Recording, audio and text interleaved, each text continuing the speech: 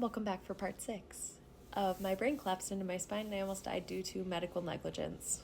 When I left you last, I was on the med unit. It is now February 12th at that point of 2020, and I did not get to leave to go to Mary Free Bed until February 18th of 2020. In that time, my aunt came, my mom came a couple of times, but for the most part, I was alone. I had some not so great nurses and some even more not so great techs that I worked with. I used to be a tech on a floor in a hospital, so I understand what it's like to be in those shoes, and I hope that if you are someone who works in that field that you hear me say, we just need a little more grace. I know you're tired. I know that you're overworked, but try to understand that especially on the days that we're cranky, we really just need you to show up for us. It's hard for me to ask for help, and I had been now trapped in a bed since my surgery on February 7th. I have been trapped in a bed. I have not been able to take a formal shower because I can't stand. I have not been able to wash my hair. I have not been able to wear real clothes. And I also am, again, like I mentioned in my last video, essentially alone. My aunt came to see me a couple of times and bring me food and sit with me, as I mentioned. My mom and dad weren't really able to be there because it's a lot to drive back and forth like that, 3 hours. My boyfriend was non-existent, essentially, at this point. I spent a lot of time crying, begging people just to hear me, begging my ex-boyfriend to just hear me and to understand why I was so upset and why I was so defeated. I spent especially the time between the 12th when I got to that med floor when my call light didn't work and I just needed a shower and I was essentially alone. I spent a lot of time crying. As I mentioned in my videos before, I'm not really someone that is super emotional. So to be trapped in that moment, I didn't even recognize who I was anymore. So I had a nurse one day that kind of outshined the rest. She came in and she chatted with me like we were old friends. She had an accent, which I thought was really cool, and so I asked a lot of questions about that because it sparked my curiosity, and she talked to me just like I was a normal person that she'd known for her entire life. There was no pity. There was no sadness to her about what I was going through. It was just simply I was a person, and she wanted to get to know me, and she was telling me about her day. Told me that after she left work, she was going to go and set up this birthday party for somebody, and she was a little stressed, but she had it handled, and she talked to me with so much grace. I remember she had a sticker on her badge that I told her I really liked, and I asked her where she was coming from, and she said she actually doesn't even work at this location, that she just picked up a shift here and just so happened to land being my nurse. And I was like, lucky you, it's a doozy in here, girl. Welcome to the party. That woman ended up changing my life.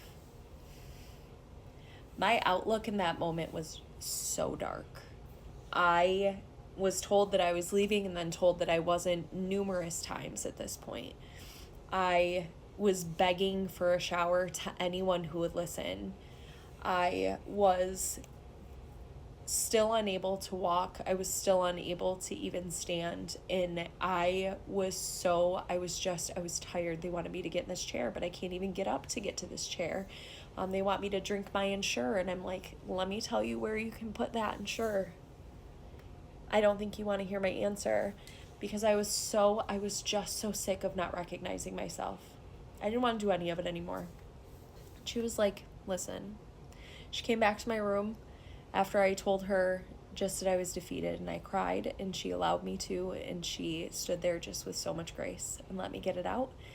And then she came back and she had a couple bottles of lotion and a chocolate because I told her that it was almost my birthday.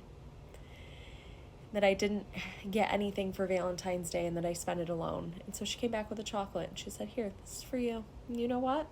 We're going to get you in that shower." She brings in a chair that you would sit on at a computer desk because that was our option. She said, "I might get fired for this, but we're going to do it." She gets me up from my bed. She gets me transferred over to this computer chair and she wheels me into that bathroom. And we find a way to get me from that chair to the shower bench. And she says, "Do what you can and call for help. But you got this." And she allowed me to sit and bask in this warm water and cry and scrub my body and to cleanse not just the dirt and grime and grossness from surgery off of my body, but she allowed me to wash away so much of that sadness and just heaviness that I had been feeling. So much of this just dread and anger, and to just feel all of that wash away. There is no way to describe what she did for me in that moment. She came back and I was ready to pass out, so that wasn't great. But we got me back to my bed somehow. I don't really remember that part, but I know she got me there. And then she brushed my hair, and then she braided it for me because I had an incision down the back of my neck. And down obviously the base of my skull. So she helped me to braid my hair in my little pigtail braids. And I have a picture that I will post of the joy that she put back in my life. And I firmly believe that that woman is what allowed me to, although there were tears that were still shed after that point because my mental health was not good, but she allowed me to get from that point to February 18th.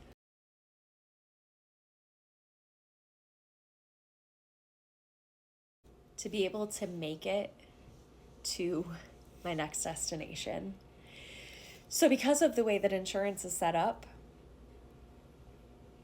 they were not able to put me in an ambulance to get me from Ascension in Detroit, Michigan to Mary Free Bed in Grand Rapids, Michigan.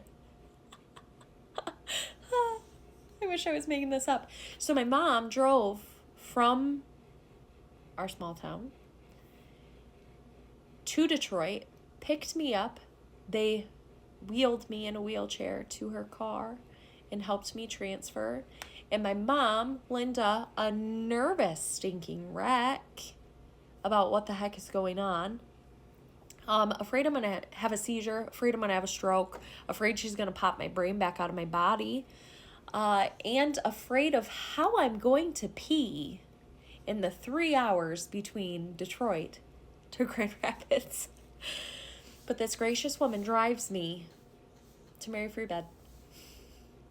We make it in one piece, and she goes inside and gets her wheelchair, and I actually have a message that she sent me that says she was so terrified from the moment that she parked that car to the moment that she walked to tell them that she needed a wheelchair to get me from the car, and then they came back out together to get me. She said in that moment she was so scared that when she came back out, I was just gonna be dead. After everything that I've been through, that was the moment she was like, that was gonna be it. They get me inside, and if you've never been to Mary Free Bed, the only way that I know how to describe when you walk through those doors is it smells like hope. It's weird. It's weird. And it's not even obviously a descriptor, but it smells like hope. The people there, they smile and they say, "Hey, we're really glad that you're here." And they don't see you as your disability. They don't see you as the things that you've just gone through. They just see you as somebody that they're there to help get to the next level. And I had a firm belief that maybe now is when the magic will happen. I really wanted this to be my last installment, but I feel that this story is worth telling and that the superstars from my story deserve recognition. So thank you if you're still following along. There's only going to be one more installment after this. as far as I know. So please keep sticking along for the ride, and thank you for being a part.